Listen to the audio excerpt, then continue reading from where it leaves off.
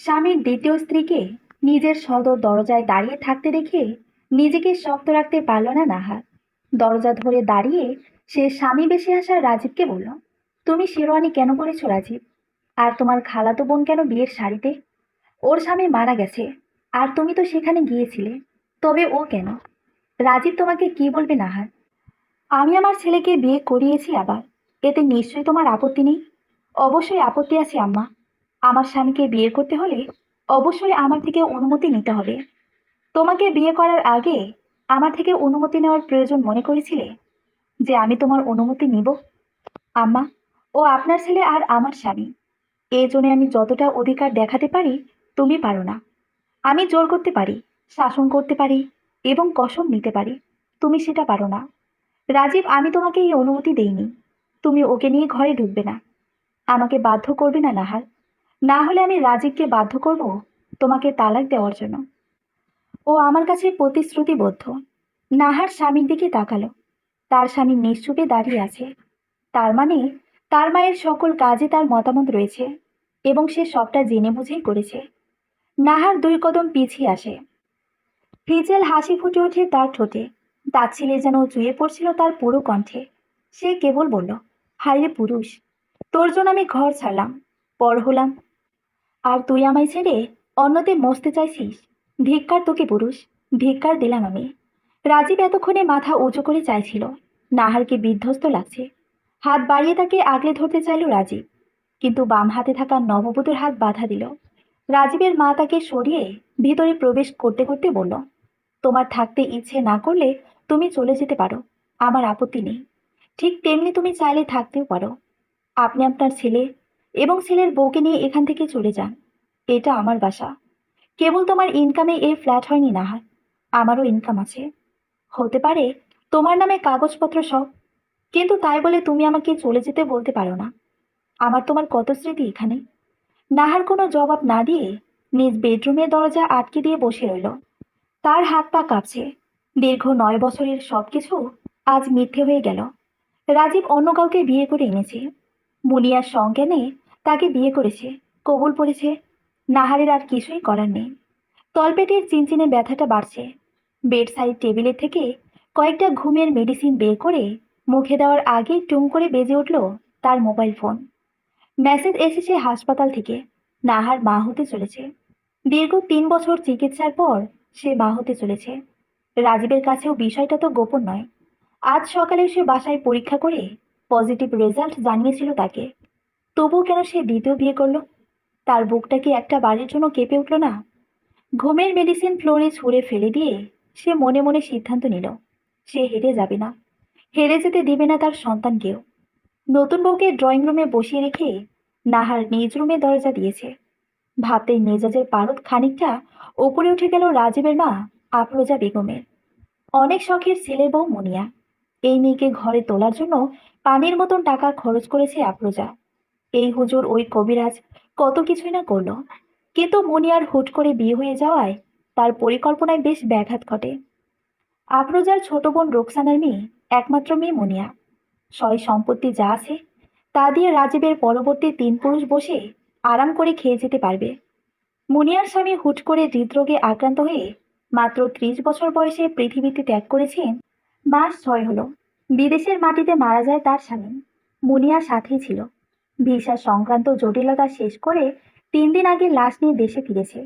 স্বামী মৃত্যুর 6 মাস পার হওয়ায় ইসলামের বিষয়ে নিয়মকানুন তারা খুব একটা মানেও না। তাছাড়া আফরোজার কোনো আপত্তি নেই। মেয়েটার নতুন করে সবকিছু শুরু হবে, এটাও কি কম নাকি? রোকসানা বেগমকে কথা দিয়েছেন আফরোজা, নাহার আপত্তি করলে তাকে তালাক দিতে বাধ্য করবে রাজীবকে। কিন্তু এই মুহূর্তে নতুন বইয়ের উপর বিতৃষ্ণা নিয়ে দরজা বন্ধ করে থাকা নাহারের প্রতি কেবল রাগ হচ্ছে। কয়েকবার দরজায় কড়া নেড়ে বলল, নাহার দরজা খোলো, ওরা ঘরে যাবে, বের হও এই মুহূর্তে। নাহার নীরব রইল, কিন্তু আফরোজা করাঘাত করতে ব্যস্ত। দরজা খুলে নাহার বলল, এটা আমার রুম, আপনার ছেলেকে বলুন অন্য কোথাও চলে যেতে। ও সুখিতাপী মানুষ, উপরন্ত নতুন বউ, তার সাথে এমন ব্যবহার মানায় না। একটু মানুষ হও। যার স্বামী হুট করে নতুন বউ নিয়ে আসে তাকে এসব কথা বলে লাভ নেই। আমি বসে বসে তার পা ধরে কান্না করব না। আপনার ছেলেকে বলে দিন, আমি যদি ওকে ভালোবেসে নিজের বাবার ঘর ছাড়তে পারি, তাহলে নিজের সুখের জন্য ওকে আমি ত্যাগ করতে পারি? রাজীব ড্রয়িং রুমে বসে কেবল দীর্ঘশ্বাস ফেলল। তার মাথাটা গত 3 দিন যাবৎ বেশ চিনচিন ব্যথা করে, ঘাড়ে তীব্র যন্ত্রণা। মনে হয় কেউ যেন বসে আছে, কিংবা ভারী কোনো বস্তু রাখা হয়েছে তার ঘাড়ে। নাহারকে ডাকতে গিয়েও মুখ থেকে বের হলো, মুনিয়া, 1 গ্লাস পানি নিয়ে এসো তো আমার জন্য। নাহারের নজর এড়ালো না। এতটা অপমান সইতে না পেরে সে দরজা বন্ধ করে দিল। মুনিয়ার হাত থেকে পানি নিয়ে এক চুমুকে শেষ করলো রাজীব। তার তেষ্টা বেড়েই চলেছে, শরীরে অসহনীয় যন্ত্রণা হচ্ছে। কামুকতার স্পষ্ট ইঙ্গিত পাচ্ছে সে। কোনো কিছু না ভেবে ওয়াশরুমে প্রবেশ করে শাওয়ার ছেড়ে দিল। চুয়ে চুয়ে পানি পড়ছে তার সারা অঙ্গে। হাত ঘড়ি, আংটি এবং হাতে থাকা ব্রেসলেট খুলে ফেলতেই সে অনুভব করলো তার সকল যন্ত্রণা উবে গিয়েছে। মাথাটা পাতলা লাগছে। সম্বিত ফিরে পেল সে। মুনিয়াকে বিয়ে করেছে বলেও মনে হলো। মনে পড়ল নাহারের পাঠানো প্রেগনেন্সি কিটের ছবিটার কথা। ফ্রেশ হয়ে বেরিয়ে সে কড়া নাড়ল নাহারের দরজায়। আফরোজা মুনিয়াকে পাশের রুমে গেছে ততক্ষণে। সেলের অযাচিত চিৎকারে দুজনেই বেরিয়ে এসেছে। নাহার দরজা খোলো। আমার তোমার সাথে কথা আছে। আমার কোনো কাপুরুষের সাথে কোনো কথা নেই। তুমি আমাকে ঠকিয়েছ। আমার কথা শোনো তুমি। জেদ করবে না একদম। প্লিজ বলছি, এই মুহূর্তে এমন করো না। আমি কোনো কথা শুনবো না। আমি দরজা ভেঙে ফেলবো কিন্তু। জোরে জোরে কয়েকবার আঘাত করে রাজীব। গলা কাটা মুরগির ন্যায় ছটফট করছিল সে। এই মুহূর্তে যদি নাহার দরজা না খোলে, তাহলে সত্যি সে দরজা ভেঙে ফেলবে বলে মনে হচ্ছিল। তার মা তাকে থামাতে চাইলে সে বলল, মা, আমি জানি না আমি কেন তোমার মরে যাওয়ার হুমকিতেও ওকে বিয়ে করতে রাজি হলাম। আমি বুঝতে পারছি না আমি কি করে এটা করলাম। আমি নাহারকে ঠকিয়েছি, এটা মিথ্যে নয়। তাই আমাদের মাঝে একটা কথাও তুমি বলবে না। আর তুমি নাহার দরজা খুলবে নাকি আমি ভেঙে ফেলবো। কসম আমার সৃষ্টিকর্তার, আমার ভালোবাসা, তুমি যদি কিছু করেছো তো তোমায় আমি ক্ষমা করব না। রাজীব সজোরে লাথি মারতেই দরজা খুলে দিল নাহার। ভিতরে প্রবেশ করে দরজা বন্ধ করে দিল রাজীব। চিন্তিত মুখে আফরোজা কাউকে কল দিল। কিন্তু আমার ছেলে তার বউয়ের জন্য এমন করছে কেন? কারণ ওটা তোমার ছেলের বউয়ের ঘর।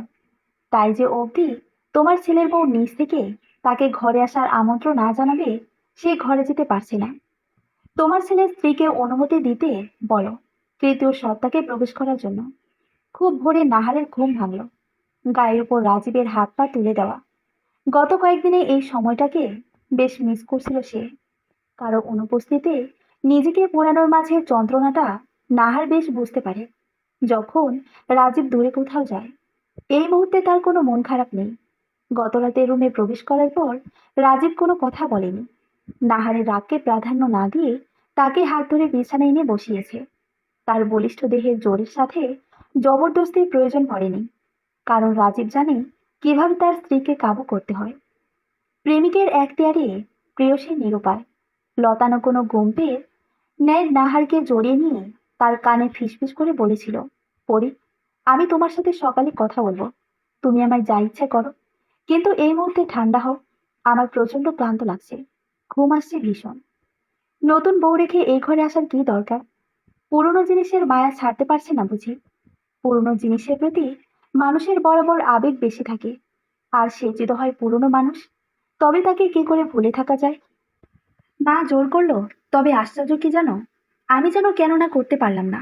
মন্ত্রমুগ্ধের ন্যায় আমি রাজি হয়ে গিয়েছিলাম বিয়ে করার জন্য। মনে যা আছে তাই করেছেন। আমার মনে কেবল তুমি আছো, এটা তোমাকে মানতে হবে। আর ভুলেও আমাকে ছেড়ে যাওয়ার কথা বলবে না। একদম তুলে নিয়ে আসবো। নাহার কোনো জবাব দিতে পারিনি। কান্নায় তার গলা ব্যথা শুরু করে। ওদরে রাজীবের স্পষ্ট স্পর্শ পেয়ে সে ফিসফিস করে বলল, আমার সন্তান আসতেছে পরি। আমি জানি না আমার কি হয়েছে, কেবল জানি আমি ভুল করেছি। কথা দিচ্ছি সব ঠিক করে দিব। তুমি কেবল আমার পাশে থেকো। এরপর ক্লান্তিকে ছাপিয়ে দুই চোখে ঘুম নেমে এসেছিল ওদের। রাস্তার ল্যাম্পপোস্টের আলোর পরিবর্তে এই মুহূর্তে রোদের আলো হুটোপুটি খাচ্ছে পুরো ফ্লোরে। নাহার নিচ থেকে ওঠার চেষ্টা করলে রাজীব তাকে থামিয়ে দিয়ে বলল, আজ শুক্রবার, তবে কিসের এত তাড়া? বাইরে আপনার নতুন বউ, তোমাকে ভাবতে হবে না। তার কথা ভাবার জন্য তার শাশুড়ি আছে। তুমি চুপচাপ শুয়ে থাকো। বেলা 10টার দিকে রাজীব বিছানা ছাড়ে। নাহার তখন পুনরায় ঘুমিয়েছে। মেয়েটা পুরো রুমের অবস্থা নাজেহাল করে রেখেছে। ফুডপান্ডায় খাবার অর্ডার দিয়ে একে একে সকল কিছু বোঝায় রাজীব। 30 মিনিট পর গোসল ছেড়ে বেরিয়ে এসে দেখতে পাই খাবার চলে এসেছে। ওয়ালেট নিয়ে বেরিয়ে যাওয়ার পূর্বে রুম লক করতে ভোলেনি, চাবিটাও সাথে করে নিয়ে বেরিয়েছে। রাজীব যখন বাইরে যায়, মুনিয়া তখন গেস্ট রুমে বসে কারোর সাথে কথা বলছিল। আফরোজা বেগম ছিল ওয়াশরুমে। খাবার নিয়ে আসার পর মুখোমুখি হলো মা এবং ছেলে। কি করছিস এসব বাবু তুই? নতুন বউকে কেউ এভাবে একা রেখে যায়? নতুন বউ তো আমি আনতে চাইনি মা, তুমি যেহেতু নিজে পছন্দ করে এনেছো, তবে তুমি ওর দেখাশোনা করো। তুই কি বলছিস এসব? মুনিয়া কত ভালো একটা মেয়ে, ওই মেয়ের জন্য তুই মুনিয়াকে অপমান করতে পারিস না। তোমার নতুন বইয়ের জন্য আমি আমার স্ত্রীকে অপমান করতে পারি মা? তুই এসব কেন বলছিস? এক রাতে ও তোকে কোন জাদুটনা করলো?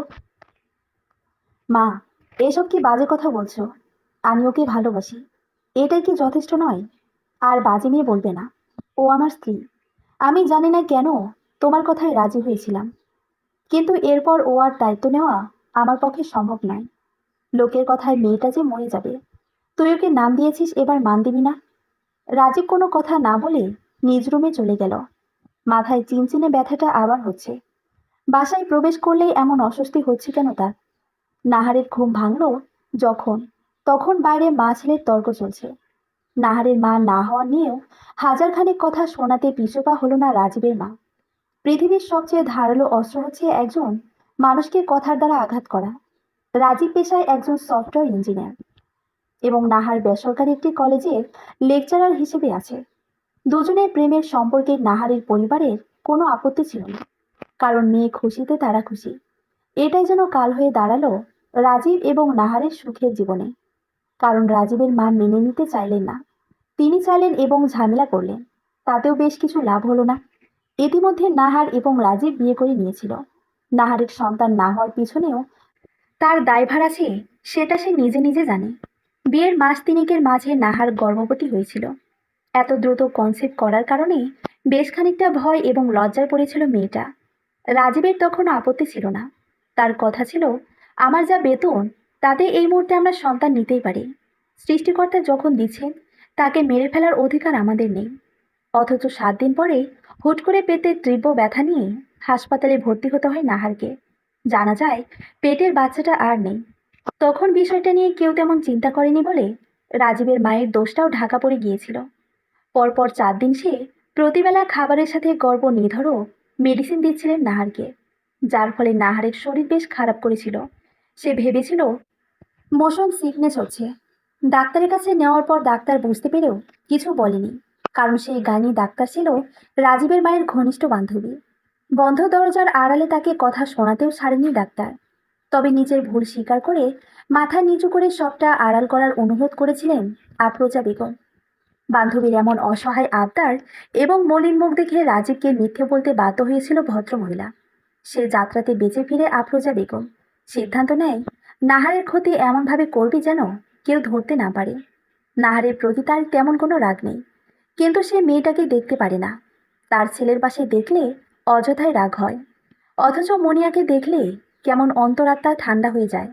ছেলেটাও বোকা, না হলে ছুরি রেখে বুড়িকে কেউ বিয়ে করে? ঘড়ির কাঁটার ডিংডং শব্দে রাজীব ঘড়ির দিকে তাকালো। 9টা বেজে গেছে। হাতের খাবারগুলোর সাথে এক বোতল পানি নিয়ে সে রুমের ভেতরে প্রবেশ করে দরজা বন্ধ করে দিয়েছে।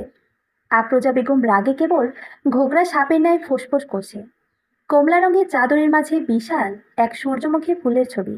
সেই সূর্যমুখী ফুলের মাঝে পরীর দেশে এক পরী ঘুমিয়ে আছে নীরবে। তাকে হাত বাড়িয়ে স্পর্শ করতে চাইল রাজীব। পাছে ঘুম ভেঙে যায় এই কারণে স্পর্শ করল না। ল্যাপটপ খুলে কাজে মনোযোগ দিচ্ছিল, কিন্তু দরজার ধাক্কানোর শব্দে উঠে দাঁড়াতে বাধ্য হলো। ঘুম ভেঙেছে নাহারেরও। তার বেলবতাময় শরীরের অগোছালো কাপড় ঠিক করা অবধি অপেক্ষা করে রাজীব। মিনিট পর দরজা খুলতেই হুড়মুড়িয়ে প্রবেশ করে আফরোজা। খানিকটা রাগে বলল, নাস্তা কে বানাবে? এত বেলা ঘুমালে কেন আম্মা? তোমার নতুন বউকে বলো। আমার বউয়ের শরীর খারাপ, বিয়ে আমি করেছি না তুমি করতে বাধ্য করেছ। আফরোজা বেগম কিছু বলতে যাওয়ার আগে খেয়াল করলেন রাজীবের হাতে সেই আংটিটা নেই। চমকে জিজ্ঞেস করলেন, আংটিটা কই তোর, যেটা তোর খালু বিয়ের কথা শুনে পরিয়ে দিয়েছিল? ফেলে দিয়েছি, কারণ দামি হলেও আমার কাছে মূল্যহীন। মাথায় বাজ পড়ল আফরোজা বেগমের। আংটি তৈরি করতে তার অনেক পয়সা খরচ হয়েছিল। 18টা কুমারী মৃত নারীর কোমরের হাত দিয়ে 18 শনিবার কাজ করে বানানো হয়েছিল। বারবার করে তাকে বলা হয়েছে এটা খুললে তার উপর কোনো টোটকা কাজ করবে না, আর তার ছেলে সেটাই খুলে ফেলেছে। এই জন্য তো নাহারের প্রতি তার বৃতৃষ্ণার পরিবর্তে ভালোবাসা ফিরেছে। চিন্তিত মুখে বেরিয়ে এলেন রুম থেকে। এবার তাকে অন্য উপায় বের করতে হবে। টোটকা মেশাতে হবে রাজীবের রক্তে, যেন চাইলেও ছুটেতে না পারে। এজন্য প্রয়োজন হবে এক দুর্লভ বস্তু, যার জন্য তাকে যেতে হবে এক বিশেষ স্থানে। ব্যতিব্যস্ত আফরোজা বেগম রাজীবের খুলে ফেলা আংটিটা খুঁজতে থাকে। কোথায় ফেলতে পারে সে? ময়লার বালতি কিংবা বিল্ডিংয়ের আশপাশটাও খুঁজে এলো একটা বার, কিন্তু কোথাও নেই। খানিকটা হতাশ হয়ে কল দিল সে কবিরাজকে। আকা, একটা ভুল হয়ে গেল যে। আজ রবিবার, আজ আমি নতুন কোনো কাজে হাত দিব না। আপনি বিকেলে একবার আসুন। আসার সময় আপনার নতুন বউকে আনতে ভুল করবেন না। ছেলে যে হাতে নাগালে চলে যাচ্ছে, ছেলে হাতে আনতে কতক্ষণ? আপনি আসেন, সামনাসামনি কথা বলা যাবে। আকার সাথে কেউ উজান বেলাও পানি আনবো? গতবার বলেছিলেন ভাটিবেলার পানি লাগবে, তাও শনিবারে। আপনি এমনি আসেন। আফরোজা তার নতুন ছেলের বউকে নিয়ে কবিরাজ বাড়িতে গেল সন্ধ্যার একটু আগে। রাজীব কিংবা নাহার তাদের যেতে দেখেনি, তারা বাসাতেও নেই। রাজীব যখন বুঝতে পারল নাহার মা হতে চলেছে, তখন এক মুহূর্ত দেরি করেনি, ডাক্তারের কাছে নিয়ে এসেছে। নাহারের রাগ কিছুতেই কমছে না, সে মুনিয়াকে মেনে নেবে না। অথচ রাজীব এই বিষয়ে কথা বলতে নারাজ। সে বারবার বলছে, নাহার, এই বিষয়ে তোমার চিন্তা করার মানে আমাদের সন্তানের ক্ষতি করা। অন্তত এই কয়েকটা মাস তোমার এসব থেকে দূরে থাকা উচিত। কেমন দূরে থাকা উচিত? তুমি তোমার বাবার বাড়িতে থাকো, এতে তোমার ওপর মানসিক চাপটাও কমবে। আর তুমি আমার ঘরে, আমার বিছানায় অন্যকে নিয়ে সময় কাটাবে। আমি চোখের সামনে থাকলে তো আর সম্ভব নয়, তাই চলে যেতে বলছো? আমি চাইলে তুমি থাকা এবং না থাকাটা কোনো ব্যাপার নয় নাহার। আমি চাইলে অন্য রুমে ওর সাথে রাত কাটাতে পারি, একান্তে সময় কাটাতে পারি। কিন্তু আমি সেটা চাই না। তোমাকে এটা বুঝতে হবে। 3 দিন পর ফিরেছ, বাসর করে আসনি তার কি প্রমাণ আছে? পুরো রাস্তার রিকশায় আসার সময় নাহার আর কিছুই বলেনি। রাজীব কথা বাড়াতে চেয়েছিল, কিছু খাবে কিনা জিজ্ঞেস করেছিল, কিন্তু কোনো জবাব দেয়নি নাহার। সে বুঝতে পেরেছে পুরুষ মানুষকে কখনো জোর করে বিয়ে করানো যায় না। তাদের সম্মতি থাকে বলেই তারা বিয়ে করে। আজ বাসায় ফিরে আর নিজের রুমে দরজা দিল না। এই ফ্ল্যাটটা তার অনেক যত্নে সাজানো, অন্যের জন্য নষ্ট করবে না একটুও। রাজীব তার থেকে মুক্ত। সে চাইলে এই ঘরেও থাকতে পারে, আবার চাইলে ওর নতুন বইয়ের কাছে যেতে পারে। তবে সে যেটা করলো সেটা নিজেকে গুটিয়ে নিল। 4 জনের রাতের খাবার রাজীব বাইরে থেকে নিয়ে এসেছিল, কিন্তু নাহার ডাল চাল একসাথে ফুটিয়ে অল্প খিচুড়ি কেবল নিজের জন্য রান্না করলো। খাবার টেবিলে রাজীব নিজের নতুন বউ এবং মাকে নিয়ে খাবার খাওয়ার সময় বার কয়েক ডাকলেও নাহার জবাব দিল না। নিজের রুমে বসে টিভি ছেড়ে আয়েশ করে খাবার খেলো। উচ্চ শব্দে গান বাজাতেও ভুলল না, কারণ রাজীবের মায়ের এসব হিন্দি গান পছন্দ নয়। কিছুটা বিরক্তি নিয়ে সে বলল, বাসাটা কি নটি বাড়ি নাকি যে এত জোরে গান বাজায়? নটির ঘরে নটিরে আনছিস তুই? জীবনটা শেষ করে দিল। রাজীব কিছু বলার পূর্বেই নাহার পেছন থেকে জবাব দিল, তাই বুঝি এই বাড়িতে নতুন দৈনটির আমদানি করতে আপনারা 2জন এসেছেন? তোর এত বড় সাহস, তুই আমাকে এসব বলিস? আপনার কত বড় সাহস যে আপনি আমার বাসায় বসে আমার খাবার খেয়ে আমাকে এসব বলছেন? এটা আমার ছেলের বাসা, এই পুরো বাসাটাই আমার। আজকে আপনার ছেলে আমার নামে লিখে দিয়েছে। রাজীব নিশ্চুপ রইল। খাবার টেবিল থেকে উঠে গিয়ে বেসিনে হাত পরিষ্কার করলো। নাহারের অন্যায় হাত মুখ মুছে বলল, ভিতরে যাও। মায়ের সাথে এমনভাবে কথা বলো না। তুমি যেমন চিন্তা করবে তেমনটাই প্রভাব পড়বে। রাজীবের কথা মনে ধরল নাহারের। সে নিজের রুমে চলে গেল। আফরোজা বলল, ও আমাকে এত বড় কথা বলল, আর তুই কিছুই বললি না? আম্মা, শুরুটা আপনিই করেছেন। কি দরকার ছিল ওকে এসব বলার? ও তোকে নিশ্চয়ই তাবিজ করেছে। না হলে তো এমন ছেলে তুই না। তোর বউ আমার প্লেটে 1 চামচ ভাত বাড়ে না, একটু সেবা যত্ন করে না। তুই এসব দেখিস না? আম্মা, আমি সব দেখি। আপনি তো ওর হাতের রান্না তরকারি খেতে পারেন না। আপনি তো ওর বানানো চা পছন্দ করেন না। তাহলে ও কিভাবে আপনার সেবা করবে? এই 2 দিনে মনিয়া আমার যতটা খেয়াল রেখেছে, তোর বউ বিয়ের এত বছরেও রাখিনি। বেশ ভালো, তাহলে মনিয়াই আপনার সেবা করবে। আর হ্যাঁ, আপনারা চাইলে আমি আপনাদের জন্য অন্য বাসা ঠিক করে দিতে পারি। আর তুই? আপনাদের সব খরচ দিব, মাঝে মাঝে দেখতে যাব। মুনিয়া তোর বউ, ওর একটা অধিকার আছে। বিয়ের সময় তো আপনারা বারবার বলেছেন আপনাদের কোনো চাহিদা নেই, কেবল নাম প্রয়োজন। আপনারা আমার নাম চেয়েছেন, আমি দিয়েছি। এর চেয়ে বেশি আর কি? আমি কিছু জানি না। আজ রাতে তুই মুনিয়ার সাথে থাকবি, এটাই শেষ কথা। রাজীব কিছু না বলে বাইরে চলে গেল। তার শরীরটা বেশ খারাপ লাগছে। অতিরিক্ত গরমের কারণে কিনা সে বুঝতে পারছে না। সিগারেট শেষ করে রুমে গিয়ে দেখলো নাহার শুয়ে আছে। সে জানে নাহার ঘুমায়নি। কথা না বাড়িয়ে রাজীব ওয়াশরুমে ঢুকে গেল। দীর্ঘ সময় পর বের হয়ে নাহারের পাশে শুয়ে পড়ল। তাকে এক হাতে নিজের কাছে টেনে নিতে তার দুই চোখে ঘুম নেমে এলো। রাজীবের ঘুম ভাঙল গভীর রাতে, মাথায় তীব্র যন্ত্রণা নিয়ে।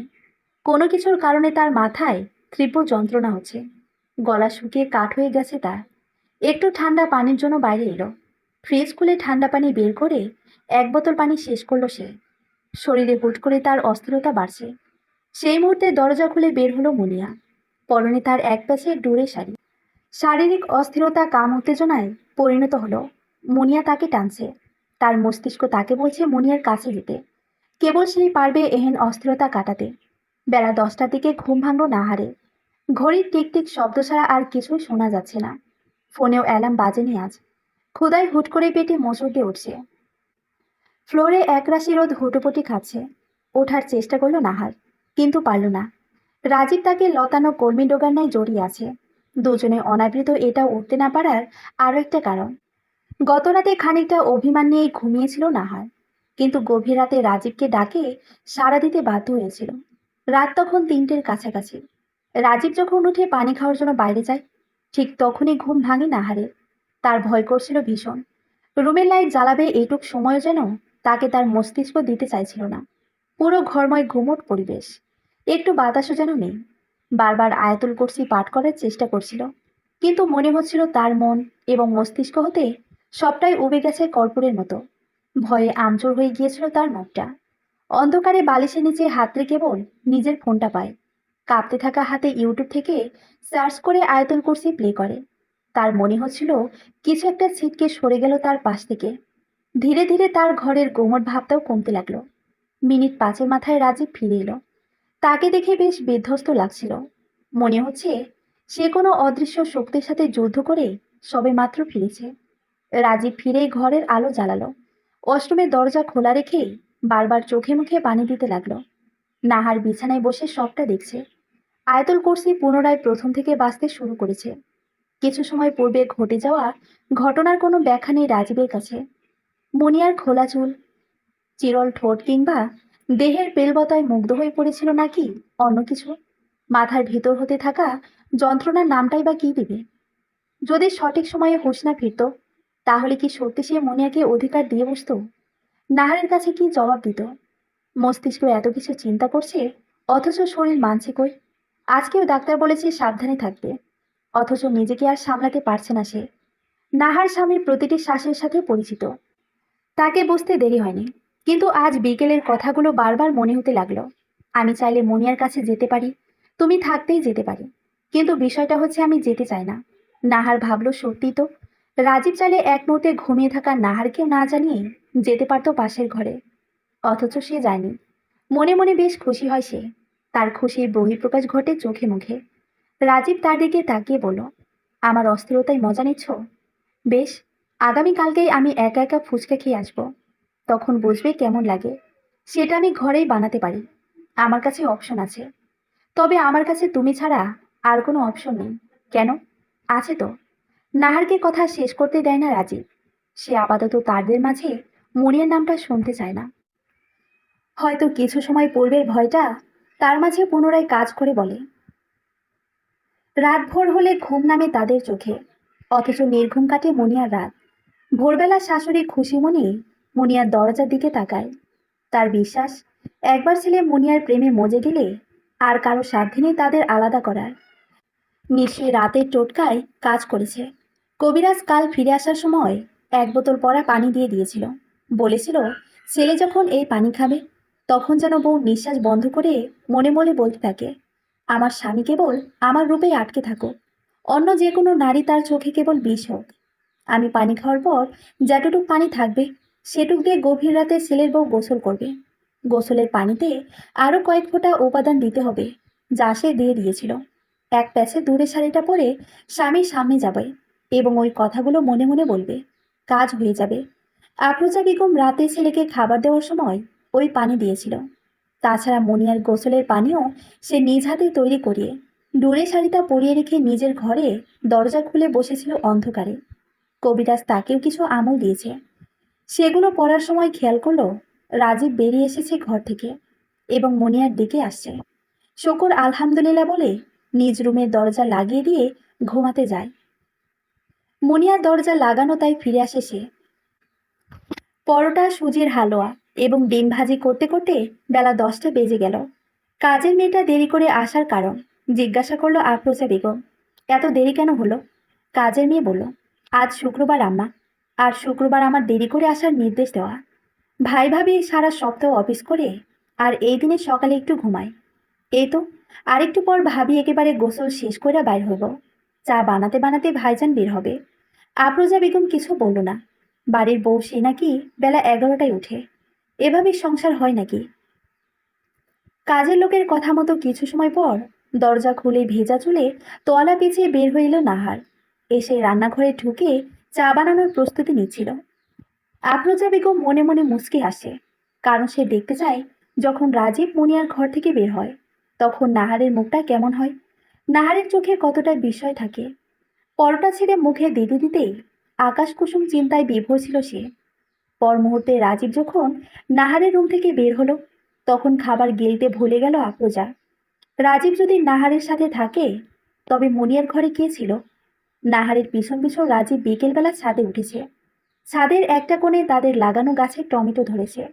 দেশি টমেটো খেতে বেশ ভালোই লাগে।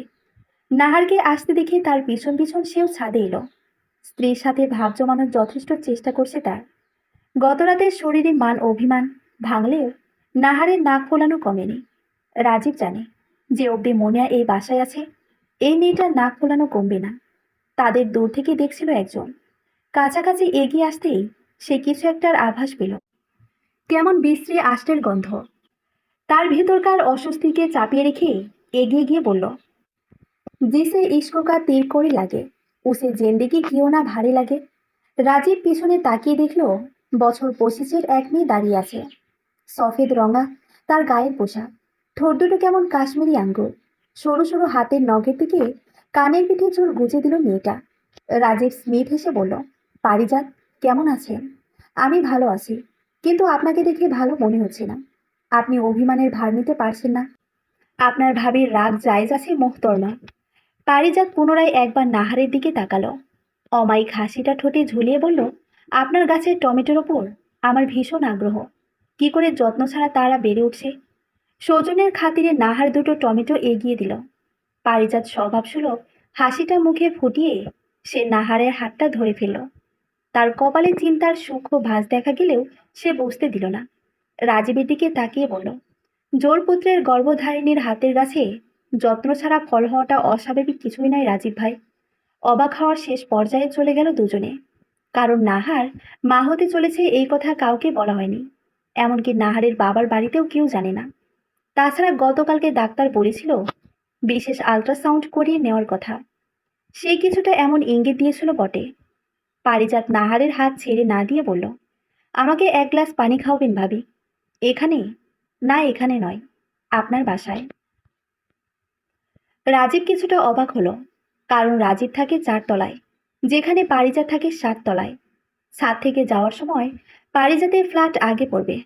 অথচ নাহারের কাছে পানি খেতে চাওয়ার মানে কি? নাহার মাথা নেড়ে সম্মতি জানালো, কিন্তু পারিজাত বলল, আপনার বাসায় ঢুকে আপনি কারো দিকে তাকাবেন না। কেবল যেখান থেকে নির্মিত পানি গ্রহণ করেন সেখান থেকে আমাকে এক গ্লাস পানি দিবেন। পেছন দিকে তাকিয়ে আমাদের দেখবেন না। সামনে এগিয়ে যাবেন এবং সামনের দিকে এগিয়ে এসে আমাকে পানিটা দিবেন। কথাটা শেষ করে স্বভাবসুলভ হাসিটা হাসলো পারিজাত। নাহার ঠিক তাই তাই করলো যা যা বলেছিল। ড্রয়িং রুমে বসে রাজীব পারিজাতকে জিজ্ঞেস করলো, আমার কেন মনে হয় আপনি এই দেশও নয়। আমি এই দেশের। দাদার মা ছিলেন পাকিস্তানি, কিন্তু বিয়ে করেছিলেন এদেশের মানুষকে। আবার আমার মা ইরানি নারী, দাদি এবং মায়ের দিকটা পেয়েছি। আর আপনার স্বামী? আমার স্বামী? পারিজাত হাসল। এই হাসিতে যন্ত্রণা আছে। সে হাসিতে যন্ত্রণা লুকিয়ে বলল, আমার স্বামী তুর্কি বংশীয় ছিলেন। মাত্র 30 বছরে যখন তার মৃত্যু হলো, আমি এখানে চলে এলাম। বাদ দিন এসব কথা। নাহার ততক্ষণে পানি নিয়ে এসেছে। পারিজাত পানির গ্লাস হাতে নিতেই সেটা লাল রং ধারণ করলো। বিদঘুটে লাল রং যাকে বলে। অথচ পানিটা মাত্রই নাহার তার হাতে দিয়েছিল।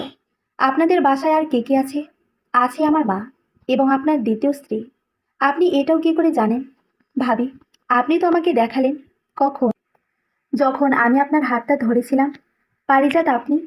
প্রয়োজন নেই। জাদুতে বিশ্বাস করেন? করতে হবে। এটা কালা জাদু। আপনাকে এই সংসার থেকে সরিয়ে দিবে। তারা জানে না আপনি গর্ভবতী। জানলে আপনার পেটের সন্তানকে সওদা করবে। আজ আপনি এবং রাজীব ভাই এই ফ্ল্যাট ছাড়বেন। কেবল তাই নয়, কিছুই নেবেন না। কে করেছে? আপনার হাতের আংটিটা কই ফেলেছেন? কোন আংটি? যেটা আপনার দ্বিতীয় শ্বশুর আপনাকে দিয়েছিল। আছে ওয়াশরুমের বেসিনের পেছনে। নেই, কারণ আপনি ওখানে ফেলেননি। আপনি কেবল খুলে রেখেছিলেন। নাহার উত্তেজিত হয়ে যাচ্ছিল। তাকে সামাল দিয়ে পারিজাত বলল, আপনি গতকাল রাতে ঠিক আভাস পেয়েছিলেন। আপনার স্বামীর উপর কামবাসনার তন্ত্র করা হয়েছিল। খোদার কালামের জোর ভিন্ন। যদি একবার দ্বিতীয় স্ত্রীর সাথে তার মিলন হয়, তাহলে সে আপনার থাকবে না। না ওই স্ত্রী থাকবে, সে কারিনের কবলে চলে যাবে। কারিন? ওরা ওদের সিদ্ধ হাসিলের জন্য মুনিয়ার মৃত স্বামীর কারিনকে আহ্বান করেছে। ভয়ে হাত পা কাঁপছিল নাহারের। রাজীবের অস্বস্তি হচ্ছিল, কিন্তু পারিজাতের কথা ফেলে দেওয়ার মতো নয়। তারা বলল, আমরা কোথায় যাব? যে কোনো জায়গায়। তবে হ্যাঁ, আপনাকে ত্যাগ করতে হবে যে রাজীব ভাই। কেমন ত্যাগ? সমস্যার সমাধান করতে হলে এর পিছনের ব্যক্তিদের শাস্তি পেতে হবে। আমি দেওয়ার কিছুই না। তারা সৃষ্টির বিরুদ্ধে যাকে এনেছে, যে কার্যসিদ্ধি করতে না পারলে আহ্বানকারীকে রেহাই দেয় না।